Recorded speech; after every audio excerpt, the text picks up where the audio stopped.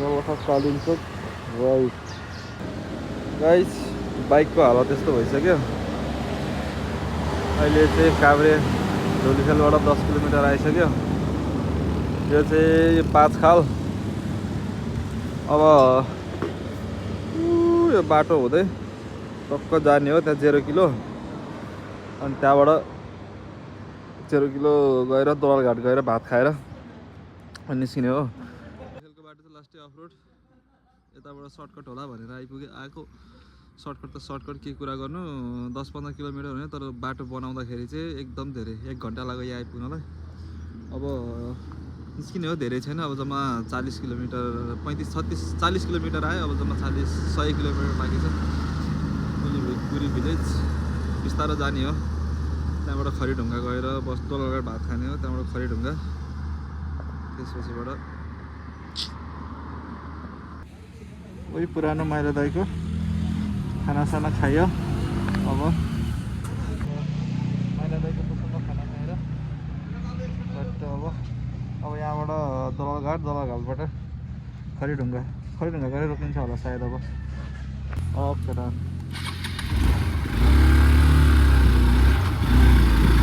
Hello guys अहिले चाहिँ ठ्याक्क स्टेडिस आइपुग्यो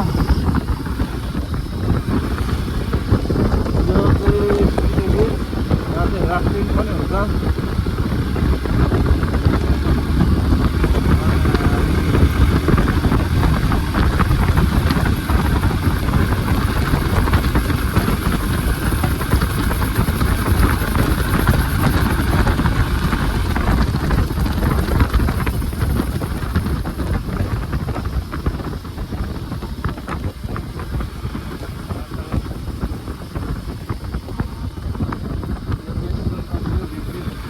भन्दा धेरै पपुलर यहाँ चाहिँ यसलाई भन्छ सुकुटे ब्रिज यहाँबाट राफ्टिङ सुरु हुन्छ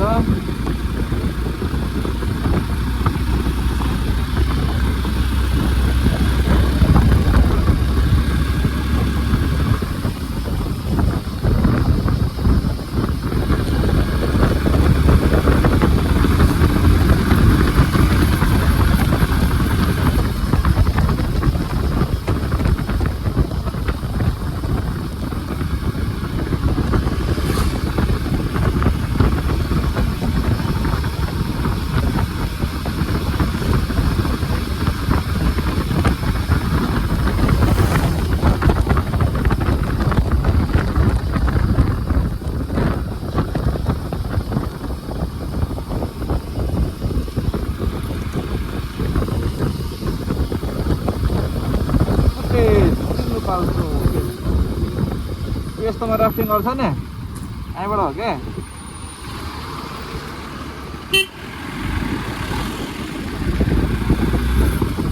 कति मान्छेहरू हुन्छ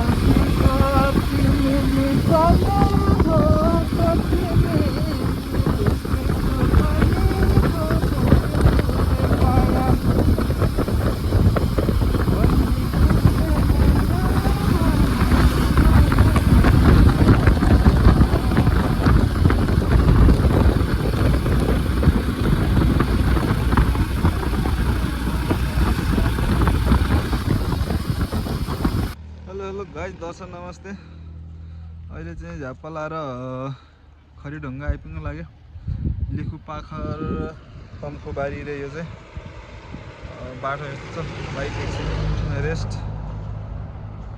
कालिम्पोङको यात्रा आज गएर कालिम्पोङ बस्ने हो बिस्तारो जाने हो भनेर बिस्तारो आयो यतिखेर सायद कन्टिन्यू भएमै पुगिसक्थ्यो होला खानासाना खाएर टक्क लाएर यो पारी पटक्क देखिरहेछ हामी यताबाट आएको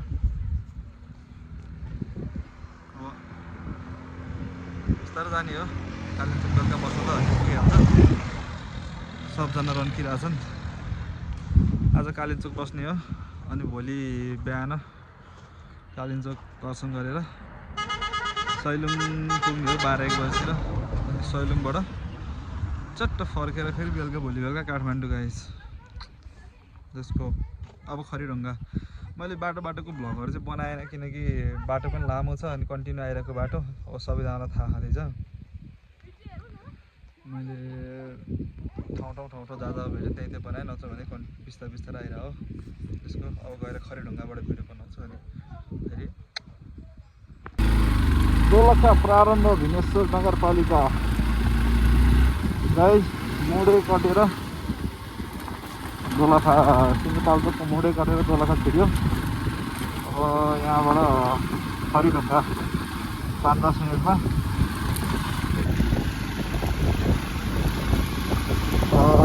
यता चाहिँ बाटो पहिला पनि थियो जस्तो लाग्यो, अहिले चाहिँ असल रहेछ। बाटो बिग्रिसकेको रहेछ पिच बाटो चाहिँ। मोडेबाट सैलुङ सायद धेरै छैन होला, 18-20 किलो छ होला। फर्की राखेर जाने हो। त्यहाँबाट सैलुङ गएर अनि त्यसबाट फर्केर काठमाडौँ जाने हो। अहिले चाहिँ दोलखा जानेछौँ। दोलखा तरिकोट नेपालको स्विजरल्यान्ड भनेर चिनिने तरिकोट पुली भिलेज अनि मेन जिरी जाँदा यस्तो राम्रो बाटो भएपछि टुरिस्टहरू कम आउँछ। दोलखाका नेताजीहरू भोट माग्दैन, बाटो पनि बनाउने काम गर्छ। बाटो पनि बनाउनु भनेर आयो भोटमा।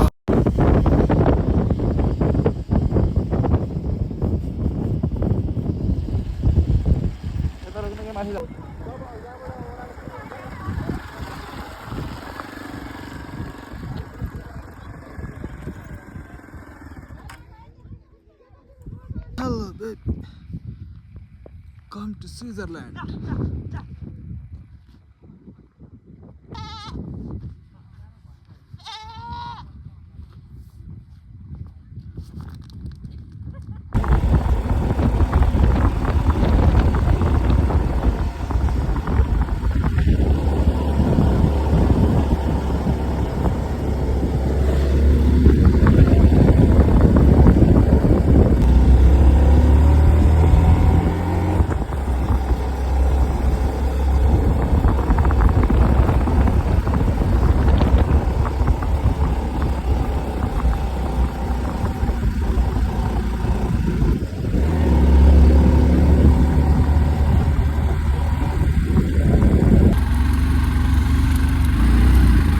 Finally guys, welcome to Kalinko.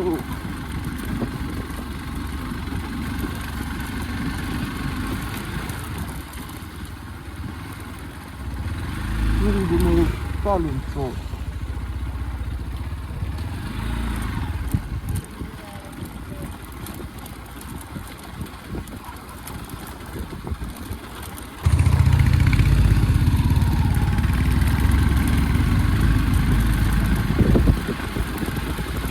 Finally guys, Puri village.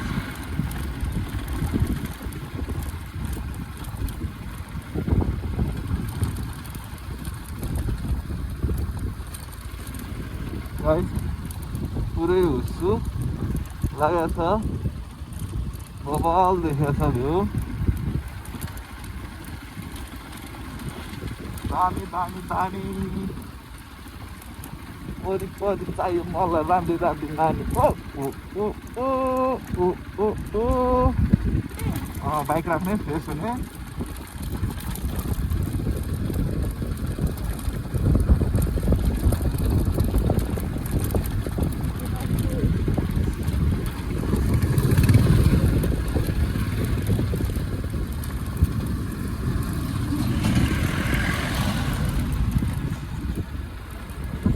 Switzerland. Switzerland of the car.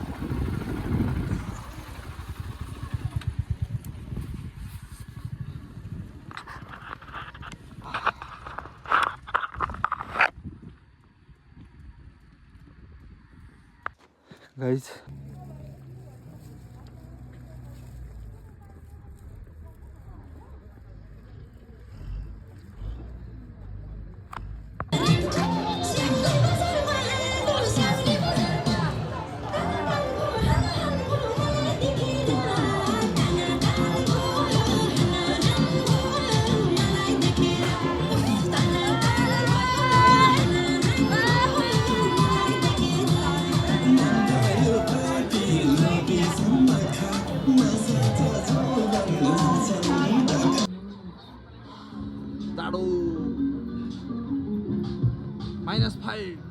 पानी परेको थियो भर्खर कालिम्चोक कुली भिलेज गुड मर्निङ गाइज अहिले बिहानको 8 बजेको छ यो चाहिँ केबल कार चढ्ने केबल कार आउँदैछ अनि यो चाहिँ केबल कारबाट जाने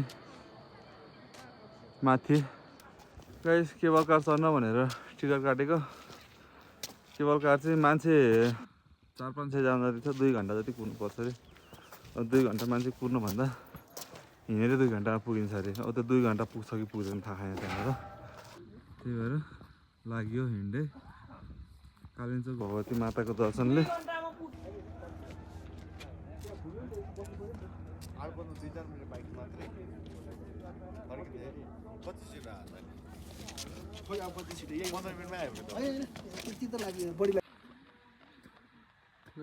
तल पुरी भिलेज केबल कार प्याक भएर हिँड्दै आएको यता पारी हिमाल जाने चाहिँ उयो माथि अब आधी घन्टा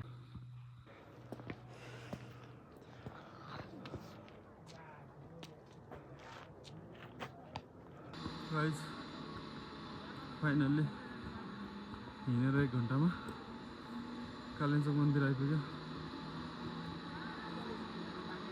तल पुरी भिलेजबाट हिँडेको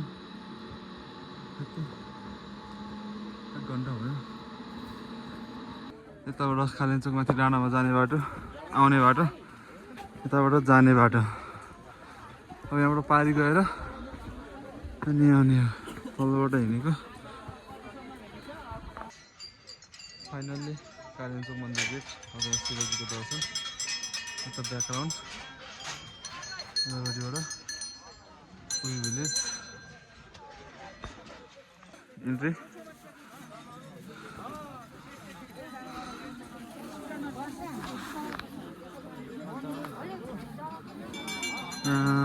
छिर्नेको लाइन उक्लिन नसकेर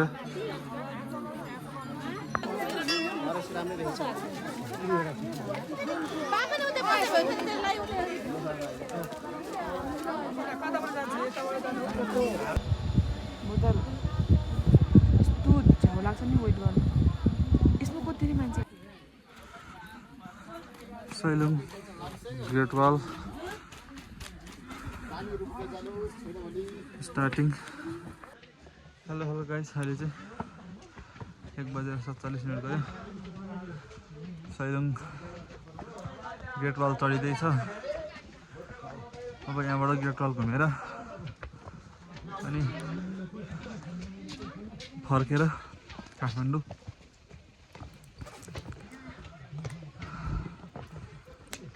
अब माथि पुग्नलाई 1 घन्टा लाग्ला मेबी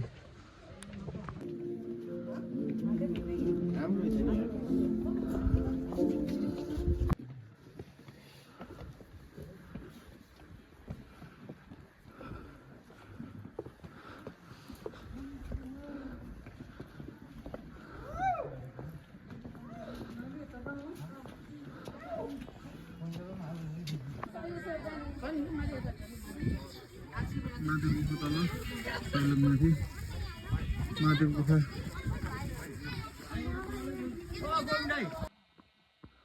2 बजे बाइक पार्किङ गरेर हिँडेको हो त माथि छ भ्यू टावर हिँड्न लास्टै गाह्रो भयो अन्त भर्खर भात खाएको 1:30 बजे भ्यू टावर जाने हो सैलुङ 100वटा थुम्का केही थुम्काहरू त पछाडि पनि देखिन्छन् अब मेन भ्यू टावरमा गएर 100वटा थुम्का एकछिनमा अनि फर्किने हो आज ब्याक टु काठमाडौँ किनकि यता बसाइ हुँदैन फर्किँदा त